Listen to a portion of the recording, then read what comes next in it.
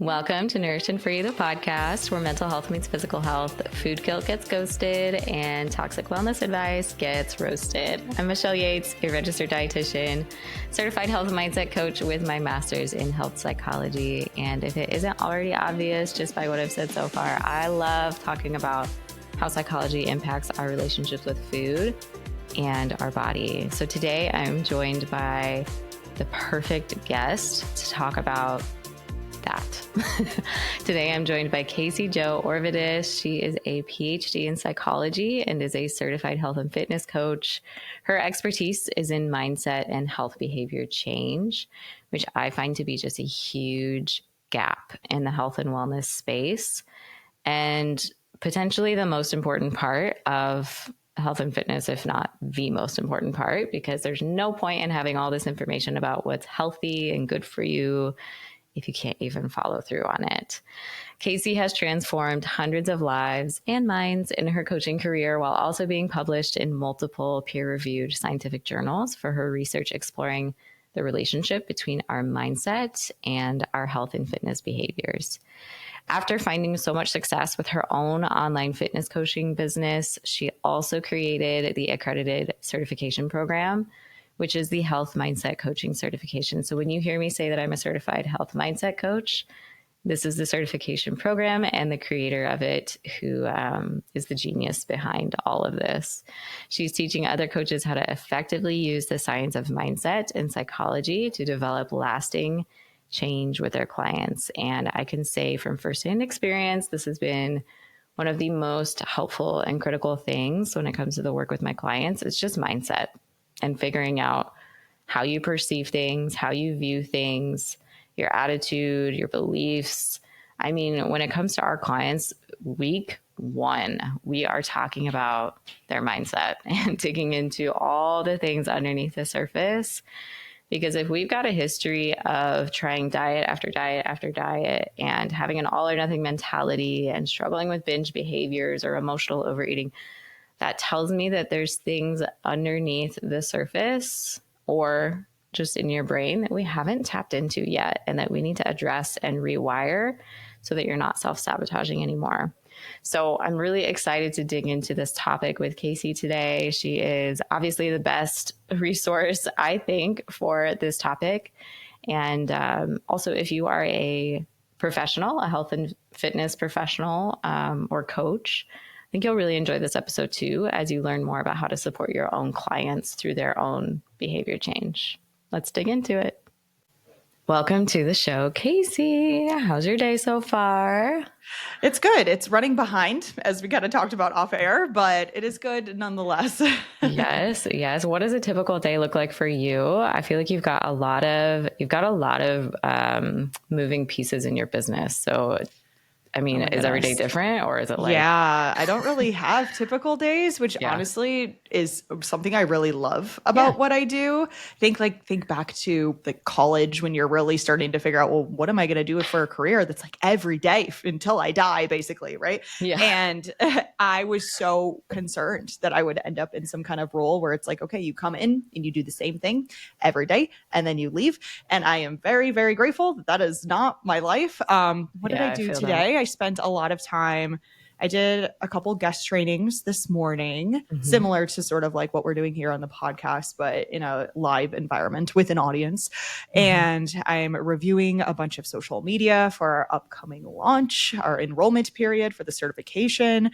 So yeah, been a lot of like talking to the team, talking to other people, and just staring at my computer screen, but different things, right? So like different days look different, and yeah, I wouldn't want it any other way. Yeah, I'm the same way. I think there's value to being the peon where you've just got like the regular grind of doing the task list and it's the same every day. And some people really thrive on that. They just want to show up, do their job and leave and have that consistency. And I think maybe there's seasons of life where that's more appropriate than others. But yeah, I I'm really glad that every day is different for me too, because I just get bored, you know? Mhm. I just need things to be exciting. Um, Absolutely. yeah. Absolutely. And I will say too, like I have an incredible team. And to be honest, I am kind of told what to do a lot. So Yeah. there are like that does feel good to show up and say, Yes. I use ClickUp for Oh, for yeah. everything. It's like our project management software. But I come on and I check my ClickUp home screen. I'm like, okay, what does everybody else need me to do so that I don't bottleneck them? That still happens. But it is kind of like we've got a lot of things down to a really solid system. So although I'm doing different things, a lot of times I am being tasked out specific things to like kind of keep everything, the machine oiled and all of that. Yeah. And that's nice too, because then you're not constantly putting that energy towards making the decisions necessarily. Like there's some Exactly. give and take there. Hmm. Okay. Well, tell me about obviously you have a PhD in psychology. What, if you could give me kind of like the short version of your lore or your origin story when it comes to getting into psychology, where did that passion come from and that interest? Yeah, honestly, it's so funny. I feel like a lot of what I ended up doing kind of just fell in my lap, and I know that sounds like people are going to be like, "Really? Okay." But the reality is I really I'm like, how far back should we go? In high school, I took an AP psychology class and I loved it. Mm-hmm. And here's the thing though, everybody really loved it, right? Like psychology is Mm-hmm. interesting. Human Yeah. behavior is interesting. People want to understand why we do things the way we do, why we don't do things that we want to do, all of that. So loved that. And they, for whatever reason, we need to fix this. I mean, there's so much that needs to be fixed in the education system, Mm-hmm. but to make an 18-year-old choose this is the path you're going to take in your 4-year degree and your undergrad, and then that kind of decides your future, then like that's crazy.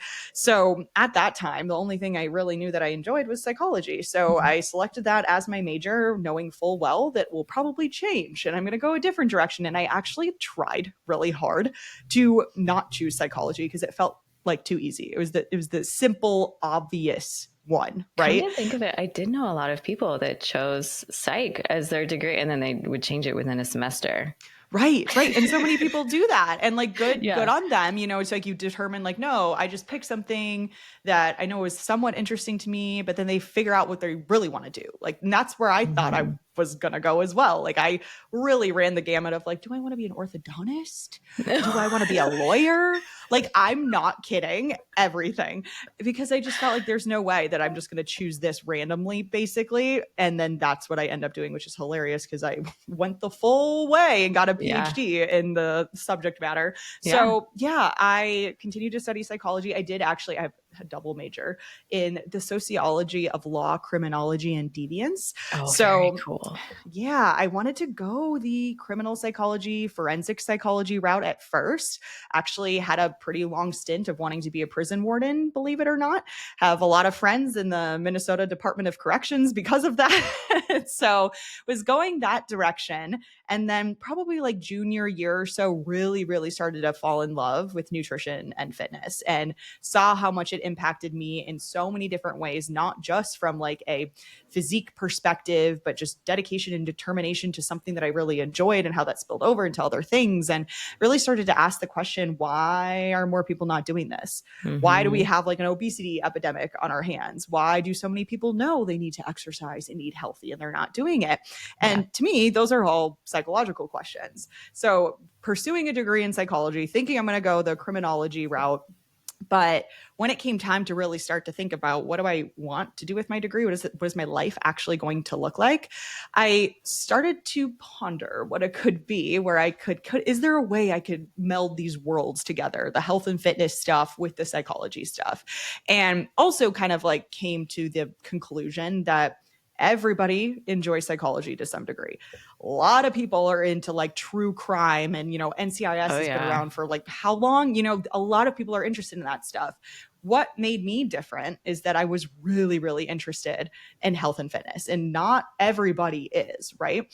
So I started to check out different programs that were available, master's degrees, PhDs, and came across the Mindset Lab at NC State.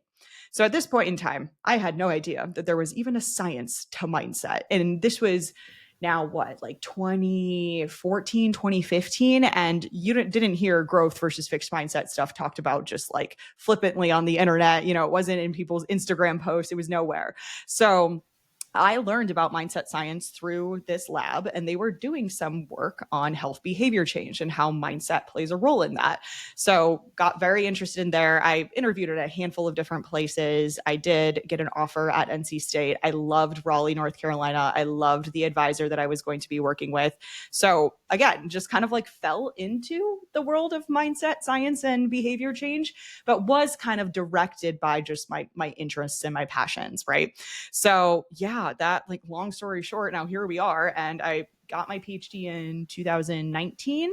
We're now in 2025, and I have built a certification around the science of mindset, behavior change, and psychology, and how it's applied to health and fitness practices. Yeah. So, which well, yes, because you've been through the program yourself. I went through it, yes, and I loved it. Yeah, I feel like there's some parts of your story that overlap for us, because in you had this desire of like, how do I combine these worlds of health and fitness plus psychology? And where is there a place to do that? It seems like that's kind of an untapped academic market in terms of bringing those worlds together. You kind of have to like pick and choose and get this degree here, get this thing here, and then make it your own. That's what I had to do. I knew I wanted to work in the field of eating disorders, but as dietitians, we don't get any training in psychology beyond just the Psych 101 that is required for gen ed, But I'm like, hang on, this is like the number one thing that dietitians say they feel intimidated about when it comes to eating disorders, is because it's a psychiatric condition. So how do we as dietitians understand mindset more, and not even necessarily just for eating disorders, but just for behavior change in general? Because so many times I'm in like these Facebook forums or whatever, and people are asking like, how do you help motivate your clients? How do you get your clients to actually follow through on what you talk about? They feel like they've got the hard skills, right? Of like, I know what you should do and I'm communicating it, but I don't know how to get you to do it. And that can be like a really difficult thing, both for provider and for patient too, or client. And just then it's really discouraging if no progress is being made. Totally. Yeah. I can start to really think like, am I even supposed to be doing this? Right. If I can't deliver the results for my clients, when the reality is, right, you're just really supposed to be guiding them to get there using specific tools. But it can really feel like that for dietitians, coaches, anyone who's helped, honestly, in any sort of behavior change coaching role. It can feel that way. And it can feel like, okay, well, then maybe I'm just not meant for this, and that is not a good feeling. No, it's not. And that's what I really loved about HMCC. So I got my going back to the like picking and choosing degrees, I got my master's in health psych, which I liked, but it also wasn't, I don't know. I felt like it gave me a good baseline knowledge, but not super applicable to the clients I wanted to work with. And so then doing HMCC was like, cool, we're digging even deeper now. We're taking all these concepts I've already picked up and then going and applying them to my clientele, which was super nice. So I loved that.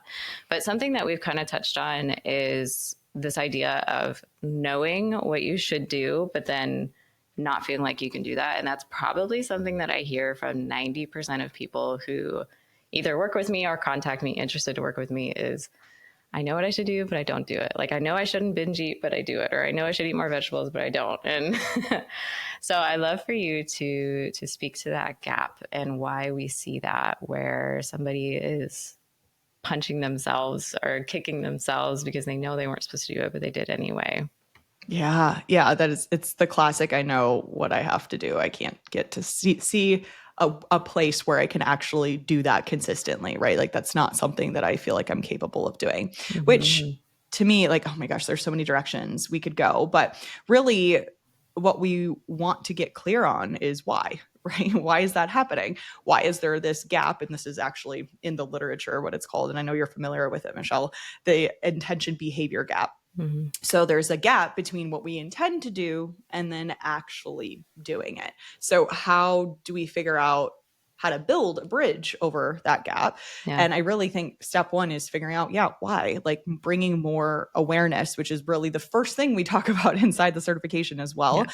And just how powerful that can be. Because sometimes people they literally don't know why they're doing it, right? It's not just I know what I should be doing and I'm not doing it, but it's also, I don't know why I can't do it. I don't know why I can't stick to it, or why I keep self-sabotaging or getting in my own way. So that's really at the core of what needs to be figured out. Like, what is going on here? What are the barriers, whether they're internal, external, totally made up, everything in between. So spending some time to get clear on that. And I know it's like a very, seems very simple, but is a very complex thing, because anyone listening to this is going to go, yeah, okay, but how do I do that? But the reality is so many people aren't even spending time there. They just, they hear me say, you need to figure out why it's happening. And they're saying, yeah, whatever, and moving along. But the reality is, like, you really need to get in there and figure out what that is. And so we talk a lot about growth versus fixed mindset. And I am incredibly biased in saying this because this is where all of my work has been done and so much of what I focus on. But very, very often what we see is what it comes down to is mindset. And you may not even realize it, that you do have a fixed mindset, and that's what's holding you back. And that could be structured from old beliefs, experiences, what mom was doing when you were growing up and how she was like paying attention to her food and her weight and whatever. And you're watching her fail over and over again. And now that's kind of like ingrained. So here's the thing is, if you have a fixed mindset, if there's even just a small sliver of you that believes this is not something you're capable of doing, I'm not capable of being an exerciser or a fitness person or someone who consistently eats healthy, other people can do that, but it couldn't be me. Any of those beliefs are going to hold you back from actually doing the things, even if you say you want to do those things. Because ultimately, if you don't believe in your ability to make these changes, to do things differently, to develop, to grow, to whatever, to actually achieve your goals, then you are very probably silently, again, without realizing it, going to self-sabotage because you don't actually believe you can do it, which makes sense logically too, because if you don't think you're capable of something, what is the point of trying? Yeah. There isn't a point. It's like fruitless efforts, right? Yeah. So that's where I typically, like in my decade of coaching to one-on-one working with folks, that's where I try to tackle first, is what are some of those fixed mindset beliefs that might be there that we need to unpack and go through and see what's actually holding you back. Obviously too, when it comes to awareness, maybe not obvious necessarily, but really paying attention to those instances of a lack of self-control or a self-sabotage moment. What is going on? And I talk about this in HMCC2 as well, HMCC as well. Really paying attention to that moment in time where there was some form of self-sabotage, or you're getting in your own way, or you didn't have self-control, however you want to look at it. What was going on in the hours beforehand? Maybe even at the beginning of that day, leading up to that event, right before that event, during the event, right after the event, the hours following the event, the next day, and really just trying to take a more objective look and pick apart that entire situation to better understand it. It's kind of like you become the researcher on your own life and on yourself and on your own situations. And you're just trying to gather data and figure out what's going on here. And the more time you can spend with that, I mean, sometimes, and I've seen it many times where clients will go through this process of trying to like dig out what's actually going on. And in doing so, build that awareness. And now we're already in a better spot because they're aware of what's going on. They're seeing where they're tripping up, and they're seeing the people and the situations that are causing this to happen, so they can better plan for it. And they don't even necessarily need to try to plan for it. It's just now that they're aware of it, they are better able to. So yeah, that's kind of like step number one, I would say, is just overall, like long story short, build more awareness around everything. And it feels so elementary when you think about it, or I guess when you hear it. This is what clients say all the time. They're like, this is so basic. Why have I not thought of this before? And I think a part of that is just because in our like nutrition climate, health and fitness climate, we are told a million things that are pointless and worthless information. So true. We come away from the basics really easily as we try to get more obsessive about the little details. But also, it's just like, you get so caught up, I think, in the self-judgment and the self-criticism and the blaming and shaming and guilt that we don't necessarily want to engage in that awareness sometimes. Oh, it's so true. There is like that barrier of, I don't want to go there because it's not going to feel good. It's uncomfortable. Like, I don't want to have to face the reasons why I'm doing this to myself and take responsibility. Like, heck no. Like, keep me away. Yeah, absolutely. It's hard to like face the crap and go into the not so pretty stuff. I mean, none of us really want to admit that we have our faults or the things that aren't so great. But it's also so necessary because then you can kind of understand more about what's really going on underneath the surface. And I think too, with the awareness piece, just kind of running with that, something that's been so, I think, important, especially in the work that I do. So I usually work with women that struggle with binge eating and emotional eating and yo-yo dieting and weight cycling and all that. All the fun stuff. Yeah. all the super fun stuff. There's usually a lot of judgment and shame and guilt. And something that I tell the women I work with a lot is like, you've got to be a little researcher in your own story, try to understand yourself and do that without judgment, because it seems like when we start to engage in that judgment and those feelings of shame and guilt come up, it makes it harder to really make change. So I guess with that in mind, what do you think is happening there psychologically when there's guilt and shame being introduced into the equation when you're trying to build more awareness? Yeah, it's interesting. I actually just did, but it might have been like 2 months ago, a podcast episode on this because it came up on one of the HMCC calls in our last cohort, asking about the difference between guilt and shame and how to handle different situations. And it launched us into a whole conversation, as you can imagine. Yeah. And then I thought, okay, podcast episode. So, and I've read a lot of Brene Brown's work too. And I don't know if you're familiar with anything that she's done, but she does talk about the differences between guilt and shame. And I've kind of like had that in the back of my head of like, I wonder how this then applies in like a health and fitness coaching context for people who are trying to lose weight or trying to change their habits and behaviors in a health and fitness context.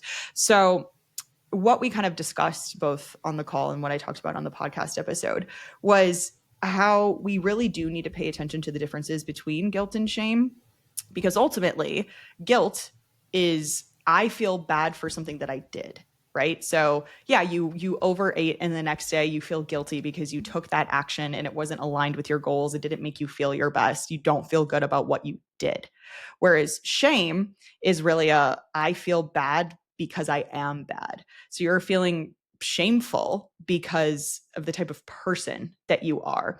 And this is where then my brain goes into mindset land, because in some weird kind of twisted way, feeling guilty is more growth mindset coded. I was just going to say, that sounds like growth versus fixed. Yes, right? And I still need to kind of tease this apart more, because like, what is going on here?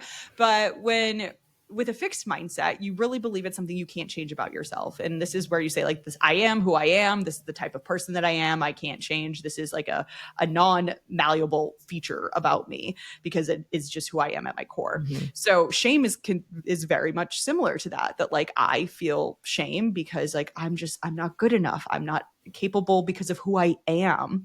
So in a way, we almost would rather feel guilty than feel shameful. Yeah. So I'm still kind of even trying to tease this apart, but it is an important thing to understand. And then I think also on top of that, everyone's going to have their own definitions of these concepts for themselves. So one person may say, I feel guilty, but it's the same situation, same context, same thing happened that another client was in who is saying like, I feel shameful, like I feel ashamed of myself. Mm-hmm. So we need to get really clear on how people are using these terms, because everyone is going to use words to describe different things and see it and define it differently for themselves. So I think that is what is a really important part of this conversation. I mean, all of it is, but to really understand, even just for yourself, for those of you who are listening, like in what situations do you feel guilty, and in what situations do you feel shameful, and what are the differences between those situations? What's coming up for you? Like, what self-talk is attached to those different situations? Because then also where we can go with this is, if it's a feeling of guilt because of something that you did, then okay, all that means really simply, truly, is that you just need to change your actions and you won't feel guilty, right? Like, it can be quote unquote that simple.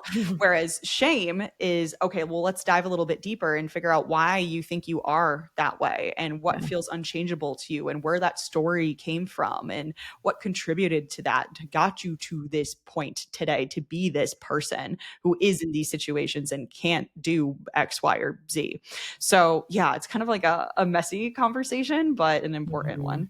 And that goes back to awareness too, being aware of the why and the stories and the beliefs and all the things that are underneath the surface that are just bubbling down there and we don't really want to pay attention to sometimes. So on the topic of the language that we use, the words that we use, and how important that is, something that I hear a lot is not having enough willpower, especially in the context of binge eating. I don't have enough willpower to say no. I don't have enough willpower around sugar or food or fill in the blank. And I think a lot of times people will use willpower interchangeably with the word motivation. And then they'll use self-control in there too. There's discipline thrown in there. You're nodding your head. So can we tease those out? We've got motivation, willpower, discipline. And what was the other one that I said? Self-control. Yeah. Yeah. Right? What are the differences? Yeah, self-control, exactly. Yeah. Yeah. Oh my gosh. And again, like, I can sit here and give you some research heavy definitions for each of those, but the reality is, like, how are you seeing those words? What meaning are you assigning to those things? Because ultimately it doesn't matter what a paper says and how it's defining it. And even still, every paper that you see that uses the word willpower will give the definition that they are operating from, right? And two different papers will say, we are studying willpower in this context with these participants and in this way and using this methodology. And here's how we define it. And it could be entirely different, right? Like, not entirely, but they're saying, like, this is how we are conceptualizing the idea of willpower for the purpose of this study. So again, kind of like bring us back to the idea of being a researcher on your own life. Like, first and foremost, how do you define these things? And how are you operating from it because of how you define it, right? So one person may say willpower or self-control. You can use those totally interchangeably. And the research does, by the way. So whatever one you want to take. One person could be saying, oh, well, willpower, self-control, those are things that some people have and others don't. You're just kind of like born with a certain amount of it. Like, some people have, I guess discipline can now come into the conversation too. Some people are just more disciplined and that's why they have more willpower. Or someone else may say, I struggle with willpower in some situations, but in other situations, I'm really good at it. And it is something that I have as a strong suit. And you'll talk to someone else who is like, self-control is like a non-issue for me. Like, I'm always able to say no if I need to say no. So like, where do you fall on the spectrum of that, and better understanding what that means to you? But kind of coming back to the conversation of all these different terms in general, I really see, at least from my perspective, willpower and self-control are very much one and the same. So do you have the ability to exert some type of force over your situation to say yes or no, depending on your goals, what's going to make you feel your best, what you really want to do in the moment? Are you able to make that decision, yes or no? And that's where we're kind of like talking about willpower and self-control. Whereas motivation, I think, again, kind of from a academic scientific lens, I see it, and a lot of what you'll see in the research is kind of on a spectrum of different types of motivation. So we often just hear people saying, like, I have no motivation, or sometimes it's low, or sometimes it's high, and all of that, and I need more motivation, right? And my conversation usually around motivation is instead, like, you don't necessarily need more motivation. You need more of the right type of motivation. We're motivated all the time. You're still motivated to press play on the next Netflix episode. You're still motivated to go through the drive-through. I don't felt that one. Like Shots fired. Shots fired. We are motivated to do something all the time. It's just that maybe what you're motivated to do is not really goal supportive, right? Yeah. We'll call it that. So to better understand motivation, we need to really look at the different types. And that falls on a spectrum between extrinsic motivation and intrinsic motivation. So you can be really, really extrinsically motivated to lose a bunch of weight for your wedding or to feel better for someone or something else. But when we're extrinsically motivated, a lot of times it's a short-term win, because without the intrinsic motivation, you're doing it because you enjoy it. That's really like the purest form of motivation. That's what's going to keep you going long term. And then within that spectrum too, there's a lot of different types of motivation and kind of moves you along closer and closer to true intrinsic motivation on that spectrum, that continuum. So when I think about motivation, I'm thinking first, you tell me you have low motivation, I would probably be willing to bet it's not necessarily low. It's just that it's more extrinsically fueled, right? It's coming from someone, something else, or it's someone made a comment about you, or you're feeling badly about yourself. So you feel like you need to fix yourself, coming from all of those places, which again can be helpful in the short term, but not necessarily in the long term. So this actually kind of very nicely comes back to the original question of why do I want to do these things, but I can't get myself to do it. Maybe your type of motivation is off, right? We need to uncover more of the self-determined, autonomous, closer to intrinsic motivation types that fall within these behaviors for you, which is possible. It's definitely possible. You just got to work to uncover it. Yeah, it's cool to see that shake out in our relationships with food, like in that context specifically, when somebody, like, I'll take an example from a conversation I had recently with a client. There was a situation with the spouse wanting to kind of control what was being eaten. And as a result, my client was feeling a lot of shame, a lot of embarrassment, a lot of like, I feel like I mean, in a way, it's kind of like, how do you not feel like a child in that situation when somebody's trying to control what you're eating and it's not you, you know? Yeah. And so for her, she's in this place of, well, I want to please him. I don't want these conversations to be coming up. I don't want this to be happening. So that was more of an extrinsic motivation. Like, I'm trying to mitigate this weird dynamic that's happening over here. And it's been fun to see her look more into herself and like, what about you? What do you want? How do you want to feel about yourself, or about, you know, even just physically, how do you want food to make you feel? And seeing that shift in our clients where they're thinking less about what society or past personal trainer told them was the right thing to do, and then operating out of that, to now considering, how does this actually make me feel though, is really, really cool. And it does, I think, naturally lend way into that. Like, okay, I want to feel that way again, or I want to feel that way more. This is something I enjoy. This is something that I see the positive benefits of showing up to work energized, or I see the positive benefits of going to bed not bloated and not feeling guilty. You know, I sleep better, and then they want to continue and replicate those results. Which also, it makes me think of something else that we talk about sometimes in HMCC, if I remember correctly, because it's been a little bit since I've been in there, is this concept of self-efficacy and believing that you can do something. I'd love for you to speak on that, because it's connecting as well with this idea that of the fixed mindset, like, this is just who I am. I can't change. I was born this way. My brain is just wired that way. So like zero self-efficacy in that department. Then what is something tangible that helps people build on that self-efficacy, and why even do it? What is the point of working on something like that? Yeah. Self-efficacy is one of those things. It's, again, kind of like fancy research term, but really what we're talking about is do you believe in your abilities to continue to work towards something and do something even in the face of obstacles and setbacks? So that is, if you do believe that, then you do have high self-efficacy in that area. And it is one of those things that we see countless times in the research to be supportive for long-term behavior change, which makes sense, right? Like if you think that no matter what comes your way, you can continue to be successful, obviously that's going to help you be successful for the long term, right? Yeah. So when it comes to boosting self-efficacy, how do we work on this? Growth mindset is a really great way to do that. You're like, saw that coming from a mile away.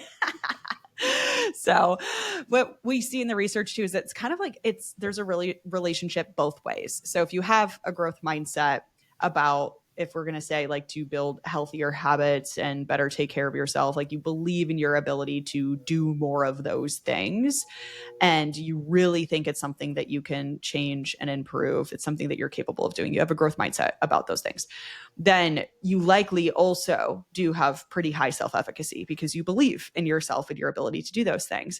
And then vice versa, if you're a person who thinks, yeah, this is something that I'm working on, and when things get hard, I know I can continue to try and work through it, even if it's kind of sucky, then you also likely have a growth mindset about your abilities, right? So kind of it very much goes hand in hand. So if we can start to cultivate more of a growth mindset and try to see where we've been successful in the past and how we can be successful again, take feedback from other people, seek out resources, see other successful people in this area as inspiration rather than someone who can do it and I can't, right?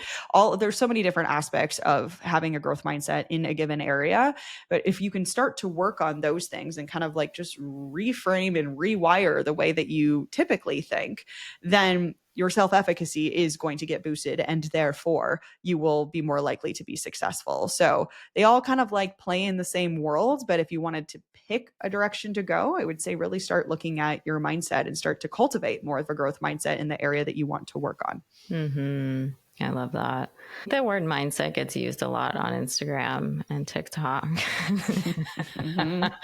and just, all the things. What do you feel like is the difference between the mindset that we see from your typical, I don't know, Instagram positive quote influencer versus somebody who's got a PhD in psychology?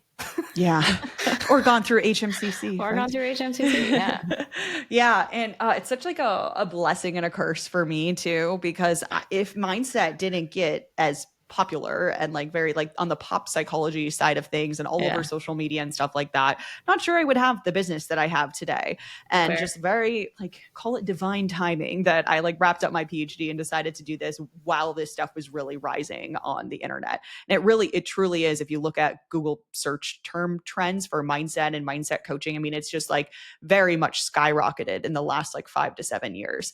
So again, blessing and a curse, because you have a lot of people out there who are in the health and fitness industry or really in any industry in a coaching role. And now they're not just a fitness coach, they are a fitness and mindset coach suddenly, right?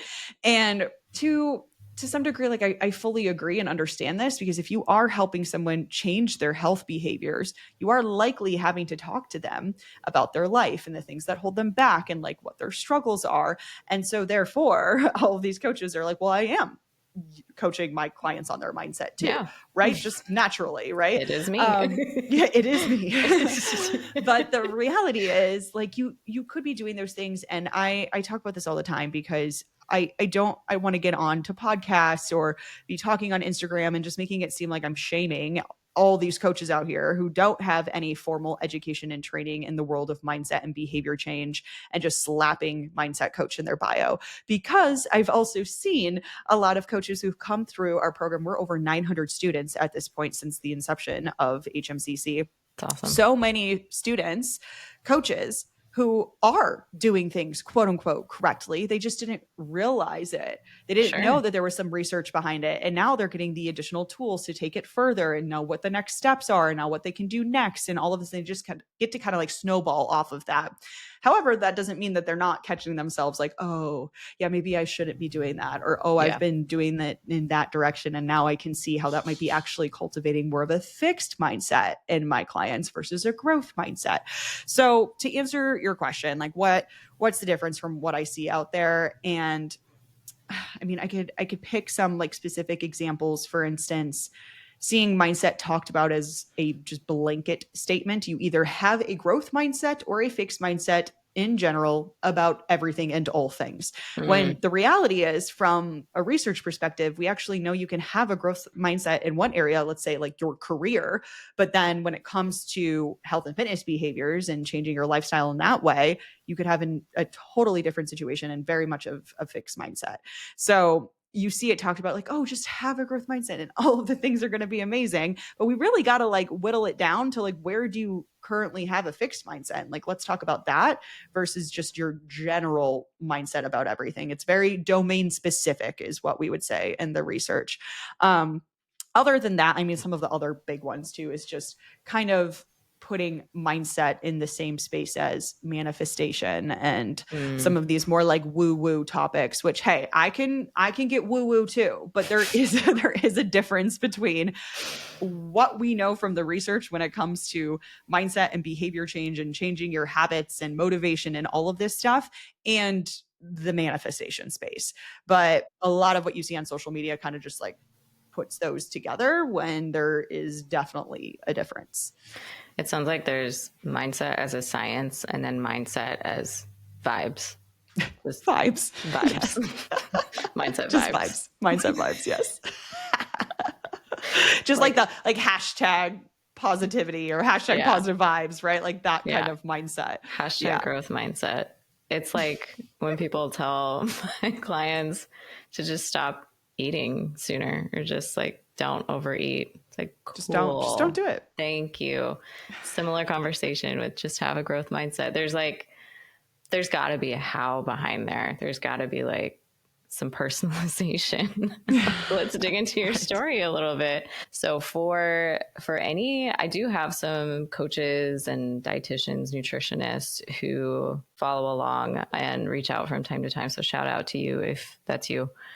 And, you know, I think with professionals, it's easy to get caught up in the imposter syndrome. I would say for going through HMCC, the nice thing about that is having like the affirmation and the validation that this actually does have something behind it. This is a science backed practice. And then it can help this is just a plug to anybody out there who struggles with imposter syndrome. It can help a lot with reducing that imposter syndrome of feeling like, how do I even know I'm doing the right thing? Because we see evidence of it and it's all here. And then you can obviously, like you said, correct the things that maybe we're not going the right direction. For the students that go through HMCC, do you see that increased self-efficacy? Yeah, absolutely. And I think like what you're talking about here too is just general coaching confidence, right? Yeah. Like it's such this like double-edged sword for the coaches who care so much and really want to do the best for their clients and do everything that they can. They're the ones who are also worried the most that they're doing things wrong, right? And really being so cautious with things that they're saying and what they're doing. And they're going through HMCC and are like, oh, is this the exact word I should be using here? I'm like, it really doesn't matter that much. Like you've got the concept, right? So yeah, the people who care the most are usually the ones who also experience imposter syndrome the most. And I think being able to go through a program and recognize like, oh, okay, no, this is clearly showing me the things that I do need to work on. And it's also clearly showing me the things that I'm really good at and the things that I am doing well. And oh my gosh, it's also backed by research and science and all of this stuff. Like that's amazing. So that's something I hear a lot from students who have gone through the program is just how much it's increased their overall coaching confidence. And then obviously, if you are more confident in your coaching, you can see how that's going to show up in your marketing and how you're going to make more sales. It's really hard to have a successful business if you are not confident yourself in what you are doing, right? And you may not even notice it or realize it when you're getting on Instagram stories or you're chatting with a prospective client. Your tonality and everything changes when you are so convicted and so confident in what you do compared to like the imposter syndrome really starting to get in the way. And yeah, I've got clients' results and I've been doing this for a while, but I still just don't know if I'm good enough, if I know this stuff enough, if I can really get them what they need. And then that's going to impact your like bottom line from a revenue perspective too. Mm-hmm. And yeah, just honestly having that confirmation in yourself makes such a big impact, not just in the lives of your clients, in your life, but also, yeah, in your business. Yeah, agreed. So good, Kasey. Is there anything that we haven't touched on yet today that you feel like would be helpful for our listeners, both the consumer who's struggling with feeling like they don't have a growth mindset, they're struggling with getting out of the motivation rut or the willpower rut or the discipline, whatever you want to call it. And then also for the coach, for the practitioner who's wondering, how the heck do I help clients who feel that way? Yeah, I think honestly, the message can kind of be the same for everybody, is really to just always come back to the place, if you can really try to come back to this place, that just because you are where you are now has nothing to do with where you want to end up. And I know we can really get into this place of, well, I haven't done it yet. And I have tried all of these things and I've got this far. I'm 55 years old. Nothing's going to change now. Your current circumstances don't need to dictate your future circumstances. Your past circumstances don't need to dictate what's going to happen to you in the future. And we spend so much time reflecting on the things that we've done in the past that haven't worked and all of the things we've done in our lives that haven't gone the way that we wanted them to. And so we really start to cultivate a fixed mindset about our ability to do things. So I think the more you can just get really clear on what is real, like what's reality. And I know we talked about this in HMCC, so you'll find this familiar, like through kind of a CBT, cognitive behavioral therapy type of lens. Like, what is the evidence for the way that you're thinking? Whatever that negative thought is, whatever that fixed mindset thought is, what evidence do you have for it? Because you've thought it, so you do have some evidence for it. There's some reason you're having that thought. So thinking again back to like, well, in my childhood or last week, or this is how I tend to react to things or how I feel about things, or this person said this thing to me. And that's what's causing you to have that thought. So like get clear on why. It's awareness again, right? Get clear on the evidence for that thought that you have. And then also think about the evidence against it. And that's where we can kind of get into, well, what's happened to me in the past doesn't necessarily have anything to do with me right now and doesn't have to dictate my future. And I'm trying something new that I haven't done before. So it's not even really fair for me to compare what I was doing before to now, et cetera, so on. So taking the evidence for, the evidence against, and then really getting to what is the most accurate and real depiction of this thought. And so if we're going with this example of changing health behaviors or changing your coaching practices or your confidence or whatever, you could be thinking, well, I've tried things in the past that didn't always work well. However, I'm willing to continue to try and learn and do things now. So there's no reason that I should be telling myself that I'm totally incapable when I'm willing to try new things. So now you can kind of sit with that real, accurate thought and go, that feels so much better. I feel like a weight has been lifted. Even me just going through this like fake scenario, I'm like, oh yeah, that sounds nicer. Yeah. And it's also what's more real, right? Yeah. So that's kind of what I would say, a little bit of like a thought exercise to leave everyone with, depending on where you're at. Yeah, I love that. And then you have a free event coming up. It's the coaching code, yes? The coaching code. Cool. Yep. Tell us about that. Yeah, so it's 3 full days that you get to sit and hang out with me.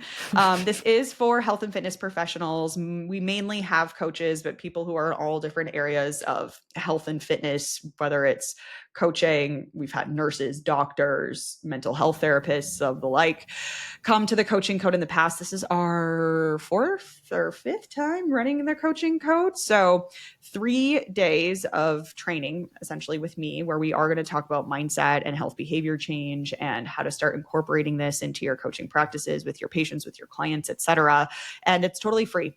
$0. So you can kind of get your feet wet too in this world of everything that we've been talking about on this podcast episode. And if you're interested in the health mindset coaching certification, becoming a health mindset certified coach, the coaching code is a really great way to kind of get started and see if it's a direction that you want to go, if this is stuff that you are interested in learning. So really exciting. It's so fun. It's like our biggest event of the year, and I get to do it totally for free, which is really fun. And I get to connect with a lot of people. You guys get to connect with each other. I think at this moment in time, we have already like 1,500 people registered, and we get started on August 14th. It is currently July 30th as we record this. So yeah, get in there. Love it. I love it. I'll put a link to that in the show notes. And then, I mean, gosh, for all the professionals out there, I can't recommend Kasey enough, and HMCC. Just try out the coaching code, see what you think, because again, from just like a practitioner confidence standpoint, it was really affirming for me to go through that and be like, okay, yes, everything I'm doing, there's a reason for it. I'm not just like making this up out of out of nowhere. And also I just did a survey. Actually, I've been talking about this on my Instagram, so I'm sorry for anybody who's like, Michelle, I know you did a survey. Shut up about the survey. But I did a survey last week with the graduates of clients who've worked with me. And it was just the coolest thing ever to see. I put a minimum of you have to have been on your own for at least 6 months. I don't want to talk to you if we're still working together. Just kidding. I do. Obviously, I love all my clients, but I want to know if you've been done with us for at least 6 months. Did the results stick? How are you doing? And we had results from, I think the lowest end was 7 months up to 45. So almost 4 years. Cool. Such a cool spread of responses. And the overwhelming response was that they've been able to maintain their results, still binge free, still have a high relationship with food, body image. It's incredible how much your mindset, from a science perspective, not a vibes perspective, not a hashtag positive vibes perspective, your actual mindset, when you rewire your brain to work for you instead of against you, and do that in a non-judgmental way, it's so powerful. And it's how you get lasting change. And honestly, why even start a change or start changing if you don't plan for it to last forever? So yeah, if you want somebody to help you with that, feel free to check out the show notes as well. Just if you want to learn about working with us, I'll put more information about that in there. But for any coaches or professionals out there, definitely recommend checking out Kasey. I'll put the link to your Instagram in there too, because you have awesome stuff. Perfect. I feel like I need to recalibrate my Instagram because my algorithm has not been showing me you lately. It has beef with you. I don't feel like I've seen you lately either. But here's the thing. Most of the people I want to see, I don't see. So right. It's so it's annoying. Usually how it goes. I know. I need to recalibrate things, and I'll get you to the top of my feed again because I love your posts. They're always good. We just need a DM like every day for 30 days. Does make quite the difference. It does. It does. The second you DM someone, that is all you see on your feed. Yeah. It's so good. We got some work to do. Yeah, we do. Well, thank you so much for your time. This is such a good episode. I know it's going to be so helpful on all fronts, for consumers, for professionals. I'm excited to get the responses. If you loved this episode, let us know by leaving a rating and review, and be sure to share it with your friends as well, and help them cultivate that growth mindset as well. Thank you so much, Kasey. Thank you.